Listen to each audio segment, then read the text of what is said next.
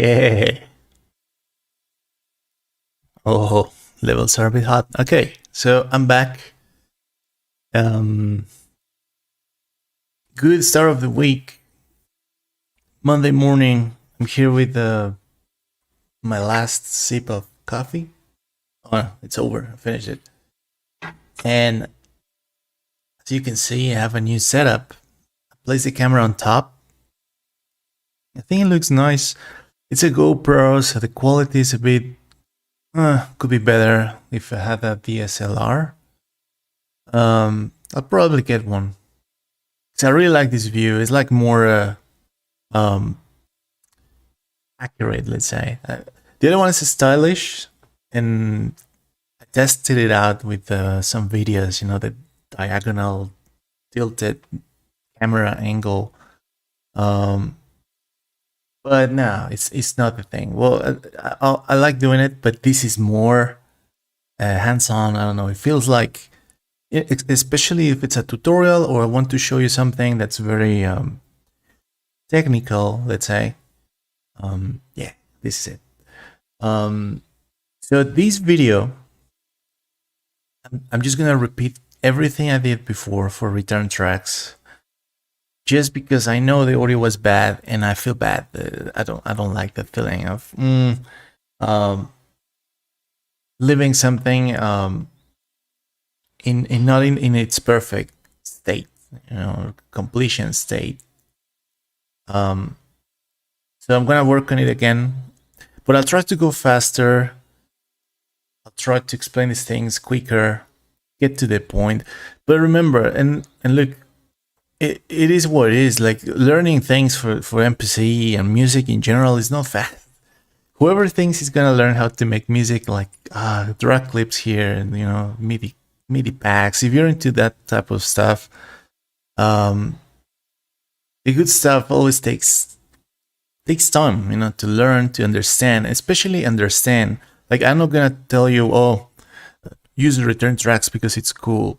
No, just use it when it's necessary. Like, this is not something you always have to use, but at the same time, I've noticed after watching lots of tutorials, hours of video, like thousands of hours of tutorials, videos on YouTube, opinions, friends, 20 years of, you know, being obsessed with music. Yeah, it's a must. Like, your return track, it's gonna be there, and you're gonna add it to one of your instruments one way or another. Now, this stuff I'm gonna talk about, return tracks. It's something that you can apply on Ableton, Logic, everything else. You know, every other though. It's not exclusive to the MPC world. And the only thing that it's a bit different about MPCs is the way things look like.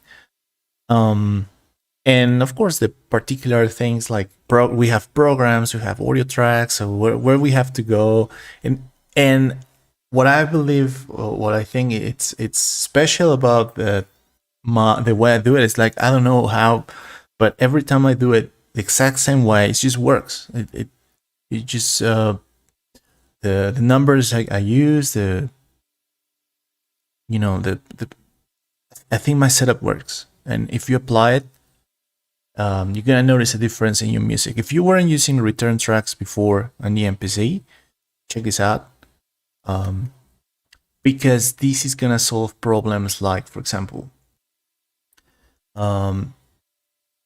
this is the most common thing. Like, if you're listening to your music, sometimes you feel like there's gaps between the drum sounds, or gaps between I don't know. It feels like there's lots of space in between, and the music is just not taking place in a real space environment. Obviously, it's digital music, right? These are samples, but it shouldn't feel that way. It shouldn't feel like you playing music in a little machine. And obviously, you don't have to hire a studio or anything. Like, basically, you just need a reverb delay, but you have to apply it through return tracks. I think that's the code here. As the not secret, but if you weren't doing it before, you're gonna notice a difference, because return tracks are additional tracks. Okay, and let's start getting into the content. So I already told you, whatever I do here, it's exactly the same thing I do in Ableton, and it works. It works the same way, and we have the same options. Everything's the same. So MPC is very surprising. Like, it's basically like a DAW. It's I've been using it like every day for 1 year, and I just discovered things. I don't use Ableton anymore for production. I'm using it more for like mixing and, you know, post production work to improve my arrangements. But everything starts here. It's so enjoyable now. Okay, so let's do it. Let's get into it. So return tracks. The basic definition is return track contains audio effects. It's a track in your project that contains audio effects, and the output of every track in your project, every program, every guitar, every drum sound, everything it's being sent to that return track, sent through it using send controls. So we have one control here that's called send, right? You're gonna find it. I'll show you where it is and how much I feel you should send in order to, you know, make things happen. And you can apply a common effect across many tracks. And if you're using a CPU heavy reverb effect, for example, then you don't need to load lots of them into your project, because one will do the job. So basically, and what's the most common setup for reverb, for delay, for anything that generates additional noise, space noise? It can also be used for compression, because compression can generate additional noise, but it's just something additional.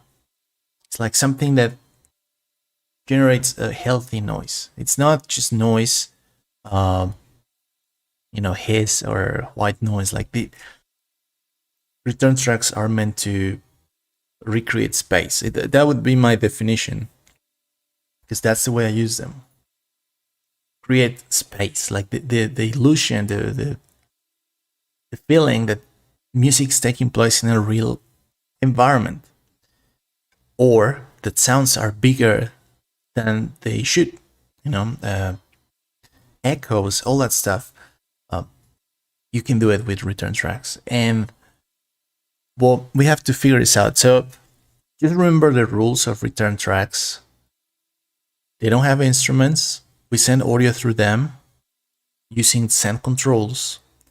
And basically, if you have one effect that's like, I want to apply this to everything, well, I want to test this effect with different things and see how, you know, how my keyboards react, how I want the easier way to do it is return tracks. We have 4 return tracks in the MPC, but I think in those you can have as many as you want. Remember that return tracks, you send the audio, and it's gonna be processed in that rack, that, you know, rack of effects in the return track. And this is another rule that I mentioned in the previous video. It's very important. The effect, whatever you're using, it has to be at 100%, 100%. So if you have a wet dry knob or a mix knob, like we do in here in MPC, 100%, 100%. Okay. So now we know we want to generate noise, we want to generate space, we want things to sound bigger. It's like an additional layer of sound. That's how I think about it, you know, in my head. It's like, oh, my song feels empty. Like, the project feels like there's space for lots of stuff, or my keyboards is like they cut. Where are the tails? I don't have tails. It's like the sound is very abrupt. Just dies. And feels not, I wouldn't say fake, it just feels not natural, right? I want my sounds to generate like very nice you know, fading out. Return tracks is perfect for that. So 4 scenarios where you would use them. First, when the track feels empty and there's lots of space for sound or noise, and you're done with adding elements, you feel like, or even if you're not done with adding elements and instruments, like you need more. You don't want to feel things like that. You want to test one effect in group of instruments, but you don't want to apply it to each of the tracks. And you want a more natural release. You want sounds to feel like they're connecting, not like they're just dying. One starts and one note just dies and the next starts out of nowhere, in this vacuum like space. You need it, and or you should get it. And when you want to add effects, but you don't want to destroy what you already built, this is very important. I think this is the fourth reason. You like what you're hearing, but you feel like this thing about space, like there's nothing going on in my track, and it feels dead. I want to fix it, but I don't want to touch what I already have because I'm feeling good. Return tracks, additional stuff that you can, discard later or edit. Yeah, perfect option for this. Now, the most common setup is one return track with a reverb and another one for delay. And as a third and fourth options, I would have another reverb. So you can have 2 different reverbs, like a short one to recreate a room, a room or a studio room, or a place where there's a bit of echo, sound is bouncing, but not like crazy. It's not a factory, right? But sometimes you want your snare, or you want your particular sound to have a very long tail, like that's the case, then go for a third return track with a long delay, long reverb, a long tail. I'll show you how I set it up here, but that's a very common setup of mine. Like I always have a short reverb, studio, small room. Then I have delay, which I use a lot for my keyboards, or for connecting sounds that feel kind of dead. It can be stereo as well. Third, long reverb. So a reverb with a long tail with a big space, a bit like a factory. Imagine a factory. It's like, I want this snare to sound like it, big, massive. Oh, it needs a long tail. Long release as well. And for return track, I recently discovered, like, you can use, for example, we have a Granulator here, a new effect here, and it came with Akai's recent update, 2.1, 2.91, 2.1. Yeah, we got that, and I'm gonna show you what I made with it. It's crazy, not crazy, but it's exciting because you can actually control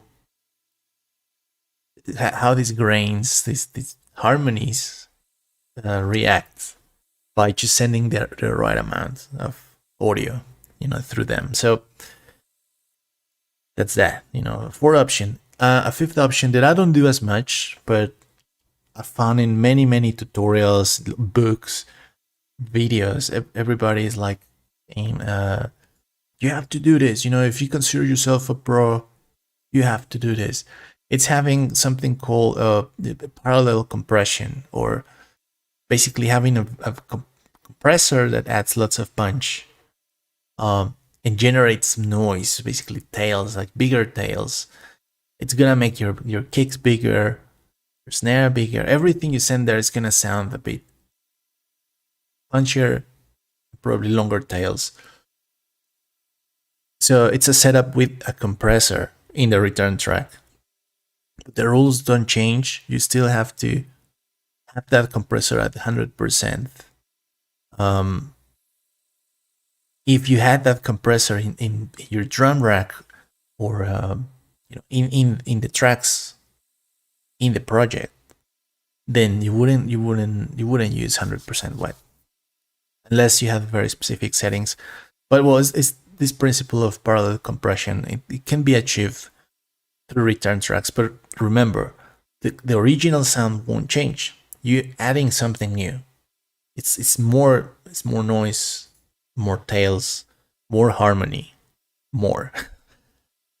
And for me, that, look, I repeated it like 100 times, but it's important that you understand it, that return tracks, you also have to mix them. You also have to,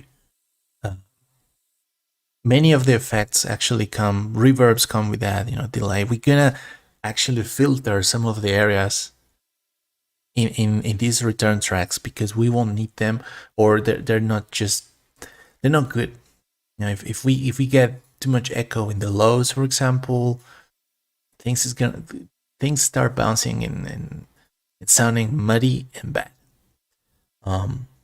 Could get dangerous if you don't do that. If you don't restrict the areas where these echoes take place within the spectrum, the frequency spectrum. So perfect. I think that was it. That was the basic explanation. A fifth reason that I forgot to mention, but I think it's very important. If your music is very mono, and you're struggling with, I don't know how to add a stereo, I need more stereo information because it sounds weird. It sounds like cheap. It sounds like it's coming out of a tiny speaker. Like there's no, I don't know. Like my music's not exciting enough. Like you put headphones on and it sounds the same. But if you want to generate stereo information, you can achieve it with these return tracks. The delay I was talking about in my second return track, you can set it up so things bounce left and right in a sync to the tempo or not, but bouncing. And it's a very healthy way, easy way of generating stereo information. So I'll show you how it works. We're gonna go step by step. Let me just go here, check my guide. Okay, so let's get into this. How to set it up. We're gonna go to, this is our main screen, right? Let me go to MIDI, so this is the real main screen, right, of the MPC. So the first thing we do, we go to track mix. I have the MPC One. Track mix take me to this screen, but you can also get there through, what's the name, path. It's called channel mixer here in this menu, channel mixer or track mix for me, and MPC One. Then we get this screen. Let me see if you see it. Nice. So the first thing you see is the programs mixer right here on top. This is the mixer for all your programs. I don't know if you use it. Not many people use it. The one way of just mixing your tracks is by adjusting these knobs here on the left side of the main screen. But I think if you want to go pro, this screen is going to help you a lot. The only thing I don't like is that you get to look. I'm going to play music just for you to see how it looks like.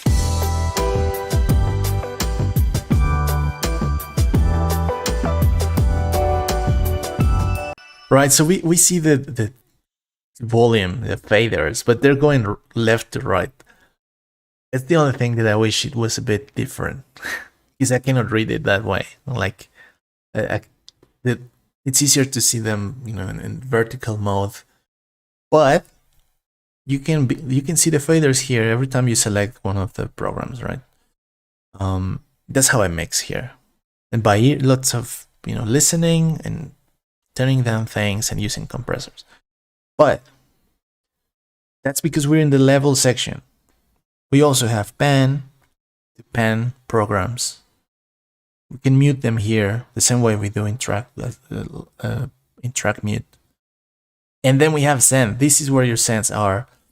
Right now, all of my sends are already in use, but I'm gonna return them, turn them back to the original state. Bam, bam, bam, bam, bam, bam. Done. This is how they look like. If you haven't used return tracks, you're gonna get this -infinite dB indicator thingy. And well, that's fine. Okay, so these are my sends. With my knobs, or by selecting, each of these programs, squares, pads, whatever you want to call them, you can adjust this. If you send now audio to those return tracks, the return tracks are active. So if you send audio there, the only thing that's gonna happen is like you're gonna like double the audio. Like this generates, like it's doubling your audio. Like sending audio, when you send the audio, it doesn't mean it's moving. No, it's just being duplicated. So you're generating a duplicate of the audio that now goes to the return track. And what you're supposed to do is to have that return track set up with a nice effect, or well, intentionally, so that the sound that comes out of the return track is completely different. Completely different. You cannot double tracks. So be careful if you send this stuff to those return tracks without any effects in there, like you're gonna just double the audio.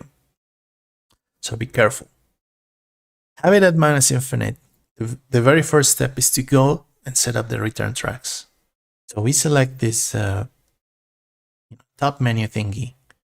We're gonna turn to the left and right to see everything else. All these things that we have. We have the MIDI tracks.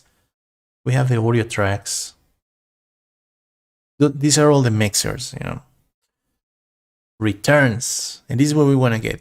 Returns, and then you have 4 returns there. Oops. And you have options here at the bottom: level, pan, mute, insert, and route. The only thing we have to do is select them, treat them as regular tracks, and add effects. So this is my setup. Air reverb on return 1. Delay, any type of delay on track number 2. Air non-linear reverb on track number 3. And granulator with bumper and parametric EQ in return 4. Let's go number 1. Let's go to the reverb and check, what are the settings for this reverb.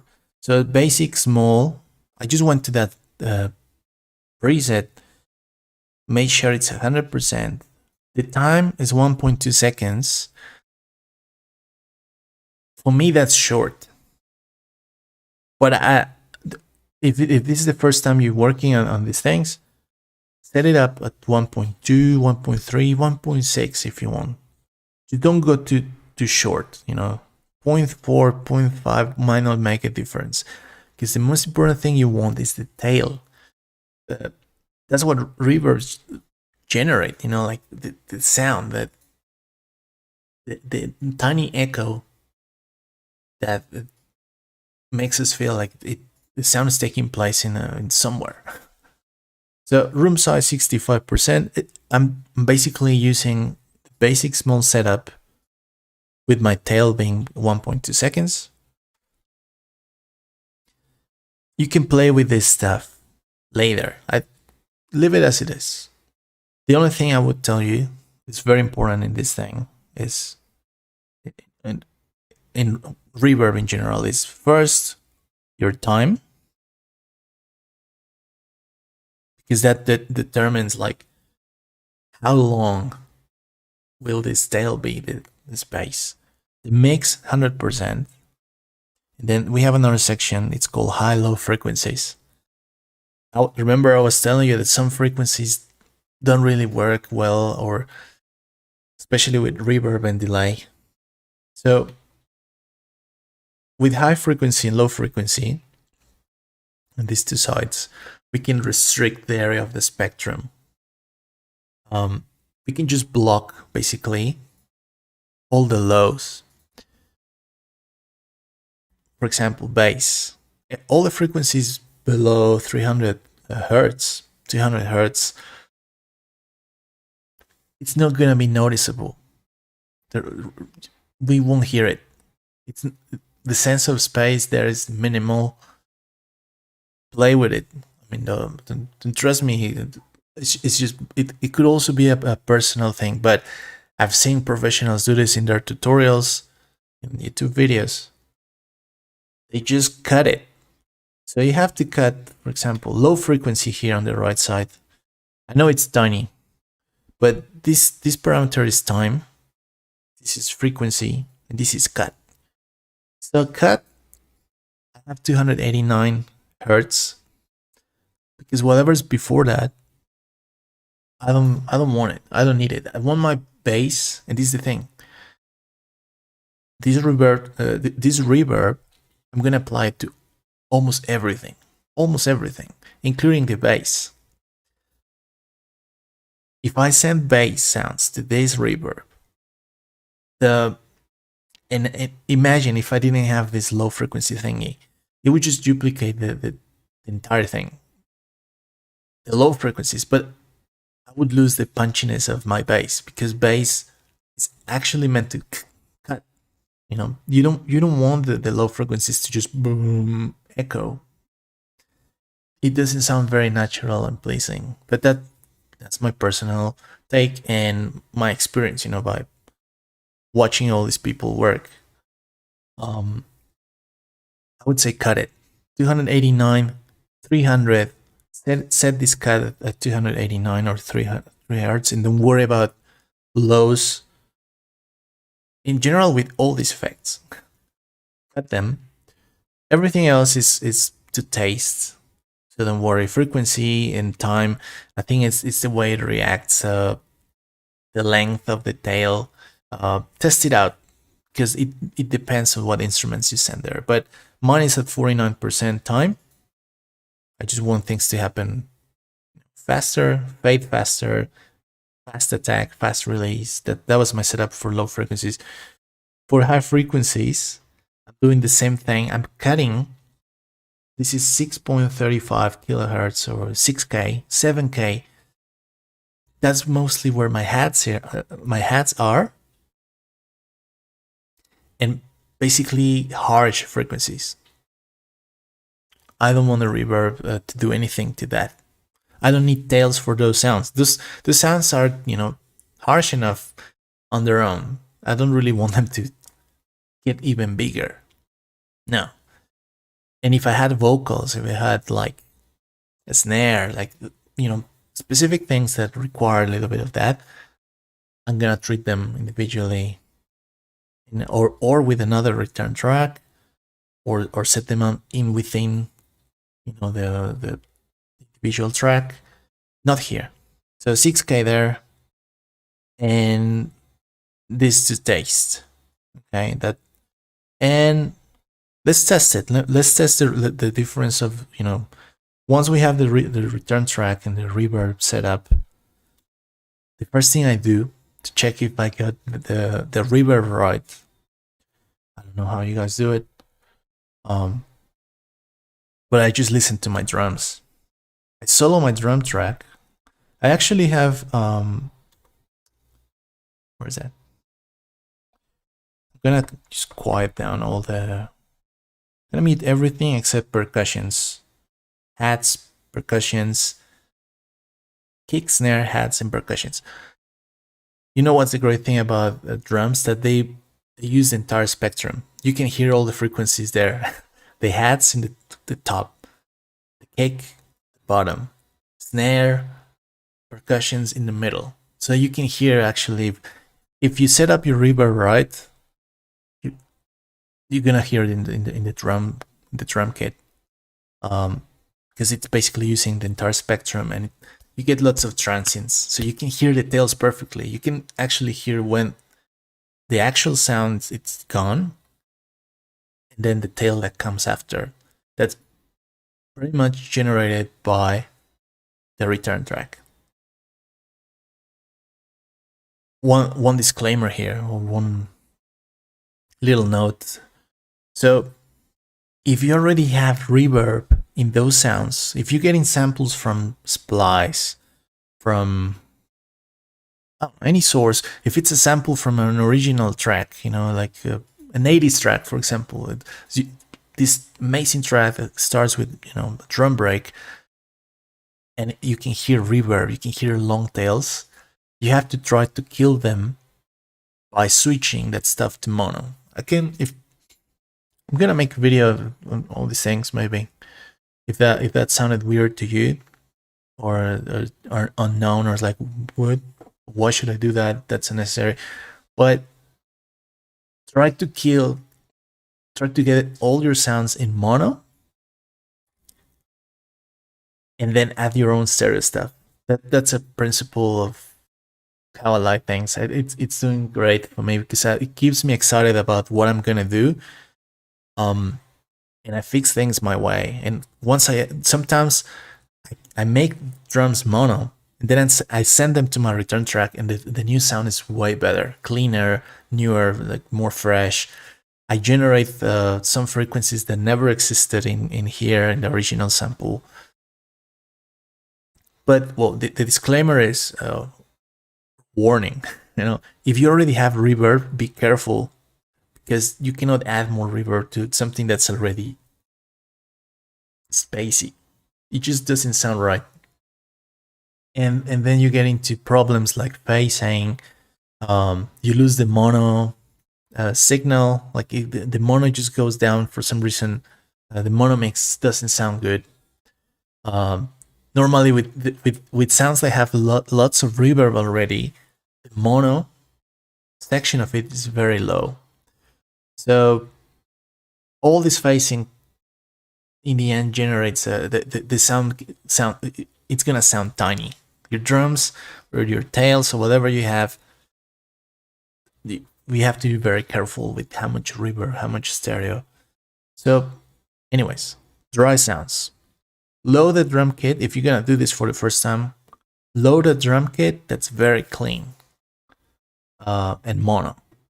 You know, you can pan things here. If here in MPC, I always go, we have a drum, you know, program mixer, and I pan things my way. Because I have lots of mono samples. But if you have a drum kit with reverb in there, remove it. Remove it for this test. Okay, so now we go back to program mixer, right? Remember, program mixer is there. We're gonna click on the first synth. Synth, remember that every time we click it, we're gonna go through 4 different little squares. The first one is for the first return track. Okay, the second for the second return track, second square, second return track, and you know, and on. So easy to understand. So remember, it happened to me. Like I was playing with knobs and stuff, and oh, what's going on? And I was just messing with the wrong return track. So be very careful. It's a tiny square, very easy to miss. But well, it is what it is. Okay, so I'm gonna play all the drums. Check this out. No reverb. Let me kill the other return tracks. I'll show you how I do this. Just 1 second. Okay, so the only thing we're gonna hear is the drum kit dry, and then we're gonna hear. I'll apply reverb, and then we'll hear the difference. Sorry, remove the bass. Okay, try again. Let's go. 3, 2, 1.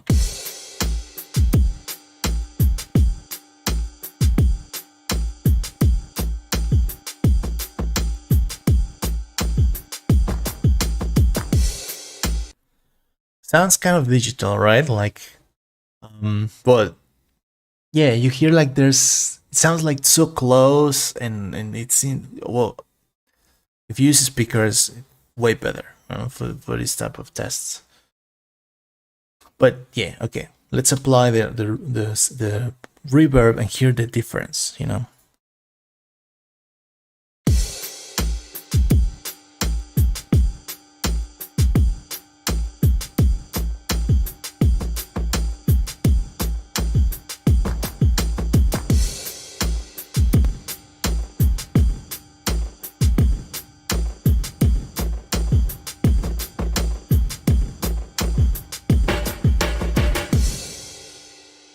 So I was applying it gradually, and I stopped at -1. So I'll give you my number, what I consider appropriate for, you know, my overall process. But I just found out that if I keep this for my drums in between -13, -14, or even -12 dB, that's good enough. So this is how it sounds at -12.6. I think that's what I had before.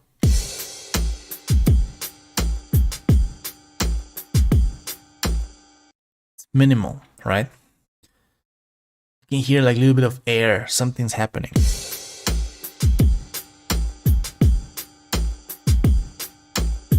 It's there. Okay, let's remove it again. Just to compare.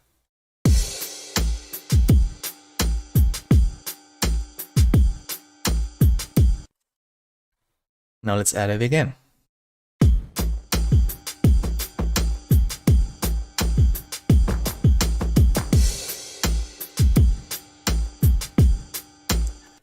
Now that was just applied to my kick and snare.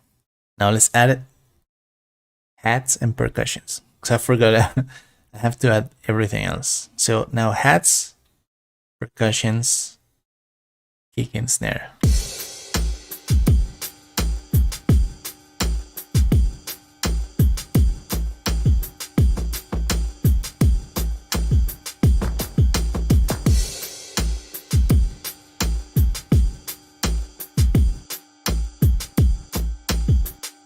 You notice I removed it.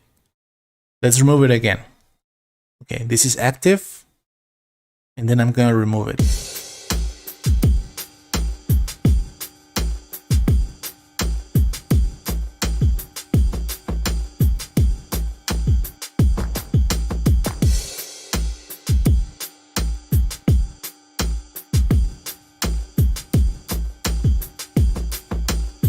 I can hear it, like it's something that's there. The trick is to be subtle with this. Don't overdo it. But something I've been doing recently is just add it to everything.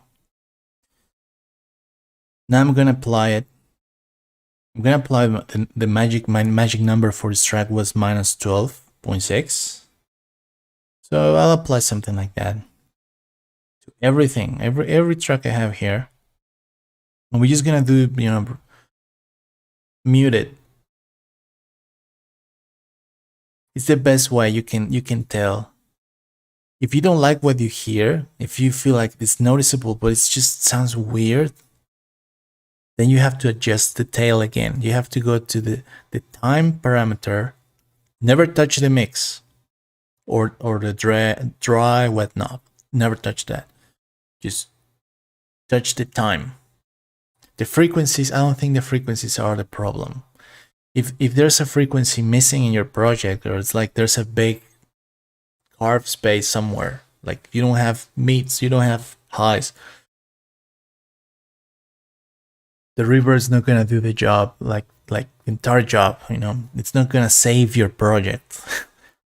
it's an enhancement, but for example, a very common problem, and it happens to me a lot with MCs, like I start building my track and it feels like I don't have, nothing's really cutting through, or I'm missing high frequencies. You know, it sounds like very dark. I mean, things sound very dark. The reverb, once you add your return tracks, I remember I was like, oh damn, I forgot my return track. Let's add it. And once you add it, yeah, there's an improvement, but it's not gonna save the project. Like, you cannot boost that return track. You cannot. It's a very subtle thing, and minus 12.6. I'm not sure if I'm being subtle. Maybe I'm not. Maybe it's too much. But I'm pretty sure you can go higher than this. It can be worse.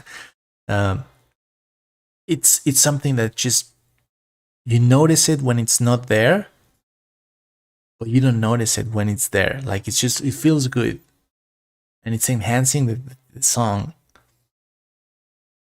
When you remove it, it's like, oh, what happened? But when it's there, it's the effect. The return track's not gonna save your project. That's what I'm trying to say. Okay, so let's get into this new test. No return track. Everything's been sent. Remember, I was in the programs, sent. I sent everything at minus 12 dB. I'm gonna go to the return track mixer again.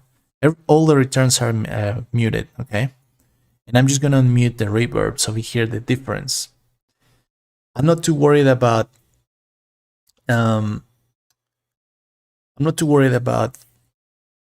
oh, this sound shouldn't go there. You know why? Because this reverb is just working on the mids, basically. Like it's generating mid information, no lows, no highs. Later, if I feel like it's getting too crazy, I would adjust the tail, but not the volume, not the synth. No, I don't do that anymore. I just trust that that's the magic number. Because you know what? Like, think about it this way: if you were in a studio and you're recording live instruments, well, all of them, they're all in the room. If you're recording the room as well, like the microphones are in the room, you cannot just, oh, I'm gonna record this, these three guys, the drummer and the bass player, they can stay in the studio. I'm gonna record that other guy in the bathroom, the guitar player or the vocals. I want my sometimes reverb is used as an effect. Yeah, of course, but you can't. It sounds bad. Well, this is my personal point of view. But if you have music, recordings that take place in different space areas, and you finish your track like that, like it just sounds bad. Like the best produced mixed master music that I listened to in my, especially with samples, with digital stuff that we create here with these machines and Ableton, Logic, the computer. It's went through reverb and EQ and lots of filtering. They achieve this feeling. The music, the final product sounds like it's taking place in the same space area, in the same studio. That's the reason I send everything to the return track. And if something is causing me trouble, most of times that happens because the sound already comes with the natural sound, the origin of the sample. I don't want to clean it. Maybe I don't want to lose the panning. I don't want to lose the stereo, and then that sound, I need to tone it down. If I already have long tails in one sound and it's messing with my return tracks, it's overwhelming the amplitude, of everything. In that case, I'm gonna tone it down, but most of times I don't have to do that because I can control that. And we're MPC people. We can just control the tails of everything. We can cut sounds like. So I do my work in my programs. Now that we have these new plugins 2.1, I control the release there, the release of everything. If it's a piano, keyboard. Oops, it's not active. Oh, let's bring everything back.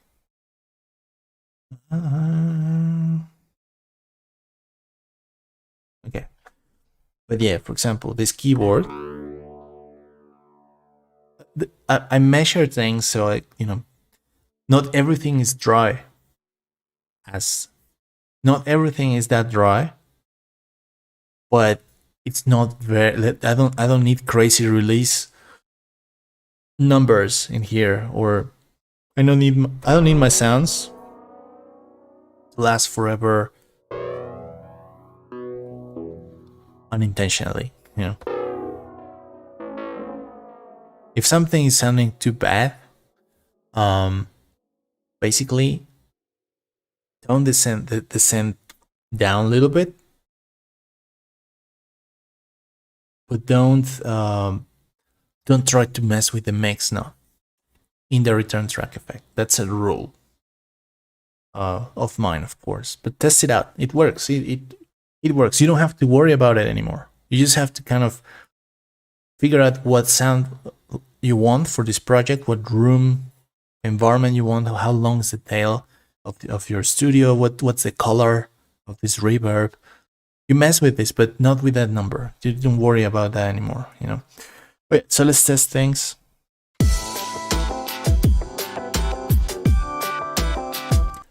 Listen to it. Like, sounds a bit dry, sounds a bit digital.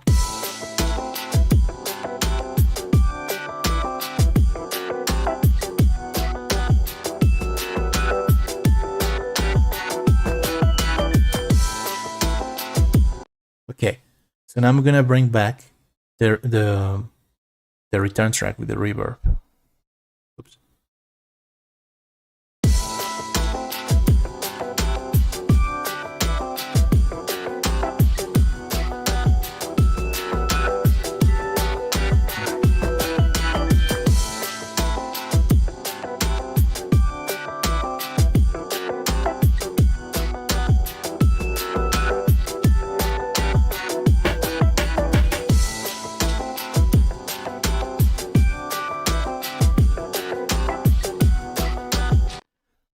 It's a minimal difference, but it's like glue, you know. It's like it now the sounds are fading.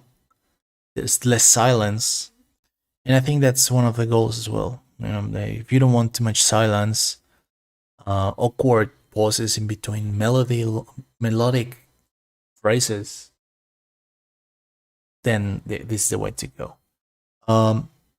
Now I want to show you the same thing I've done with reverb. You can do it with delay. I have a preset called here, delay tape sync. I'm using here ramp and spread, and I have a tone knob that I turn to 59 because I want the brightness of it to, you know, bounce. I don't really want like low frequencies here. It's a very specific thing here. This is commonly you would have a delay in 8 notes, sometimes in ping pong mode, you know, going left and right, with feedback of 20%, 25%, 100% mix, just to generate a little bit of stereo. You know, every time sound, you know, abruptly ends, you can hear just a tiny tail bouncing, you know, left and right. That would be a basic principle of delay in a return track. So now let's hear. I'm gonna activate the delay. You're gonna feel how things get bigger.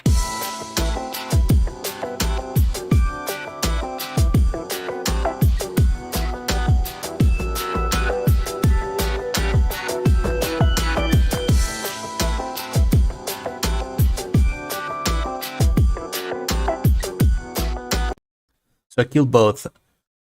Maybe you felt it, maybe not. Now my third return track, it's a long reverb, so I'm gonna activate it. And the fourth is Granulator. This generates like grain light sounds. Let's hear them all.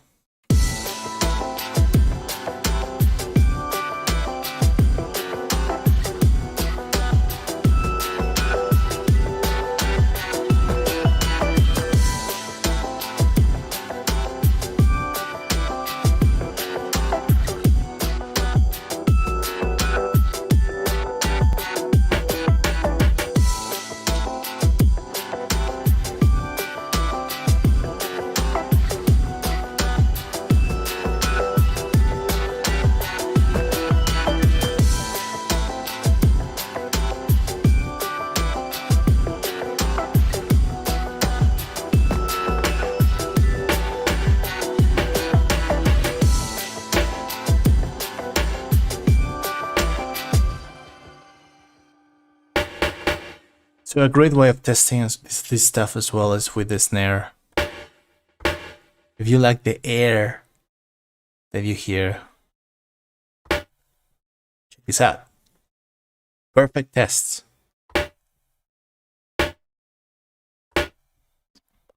That, right?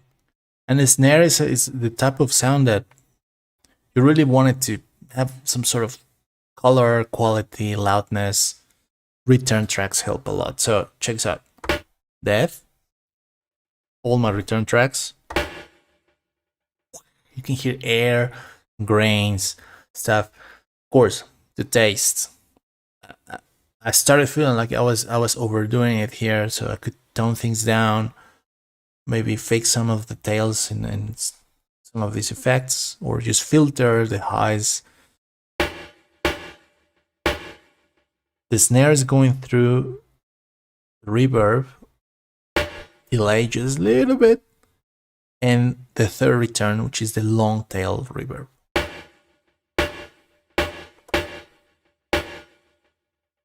And that's the principle. You can go very creative with this stuff. The fourth return track. Let me show you that. Just to finish, we're gonna finish with this one. The fourth return track. I was messing with Granulator, but I didn't want to sacrifice my notes. If you add grains to, for example, you're playing chords, right? And then you add that effect, you lose the mono stuff, you lose the attack, you lose the release. It just, you cannot even play anymore. And I like playing here. You guys, you can see I have my pads all over, you know, my setup, and I'm always adding new notes or removing or testing things. If you add Granulator, it's a bit weird, you know. You cannot play the Granulator. The Granulator generates stuff. So I have 2 samples, 2 keyboards, 1 pad, 1 piano. I'm gonna add more from the pad. At -16, -14, -16, -16, -16, -16. It's a test, you know. Like this one is still, the Granulator effect always reacts differently depending on what's been sent, what frequency is being played. Let me go granular and show you what preset I have. This one was Grain Cloud Octave, and then I made it 100% because the same rule applies. I don't need less than that. Any less than that is just doubling. Sorry, we're just doubling the original sounds. We don't need that. Like if we do that, we're gonna mess the mix. It's like increasing the volume of those tracks. We don't need to do that. We need new sound, fresh, crazy. Stereo 67, feedback 37, length is 102. Play with this. Just make sure this is 100%. Now, remember my rule that, well, not my rule, but this idea that very low and very high frequencies, it's a bit dangerous for this type of stuff. That's why I had to add a parametric EQ on the third insert effect. And I just cut this, this is the air one, and we have filters here for high cut, low cut. Low cut at 566, and the frequency cut for the high cut is 5K. And this is, well, up to you, you know, up to taste. Just remember 300, 400, those areas are a bit 200, 300, bit dangerous. And in my music, I like playing lots of stuff at the same time. My music is bassy loud. Not loud in the sense of boom, bouncy loud like dubstep maybe. No. If you check my tracks, you'll hear like I just like lots of instruments. Like I like having lots of tracks playing at the same time. 2 leads or 3 guitars or 2 keyboards. Like, look, I have a pad, 2 keyboards, I have 2 guitars, 1 FX track, 2 samples, 3 samples, but most of the times just one of them being played at or 2. 1 piano, additional drums, additional keyboards. Like in these 16 tracks, my challenge is always to play them all. It's one of the reasons I make music. Like if I remember I said it, like, well, I always wanted to play in a big band, but I don't know, life shit happens and you get busy, and well, you don't have time to find a band, right? So start it yourself, like, and yeah, I want the challenge and that feeling of, oh, I have, have a sax player, 2 guitar players, like I just want that. So yeah, I had to figure out a strategy. My return track is filtered, and I also have air pumper in that full return track, because sometimes those grains don't want to fade. You'll see like use that effect, Granulator, MPC Akai 2.1, the recent update. Use it this way and you'll have fun. So let's hear all this. Where is it? Let's just hear that in action. Granulator. 3, 4, 5. I think this is it.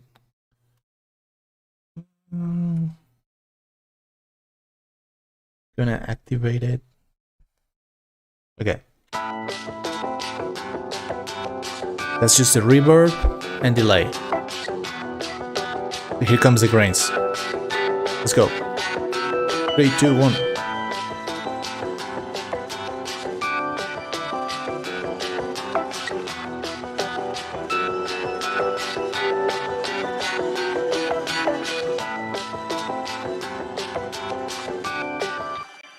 Hope you could hear it.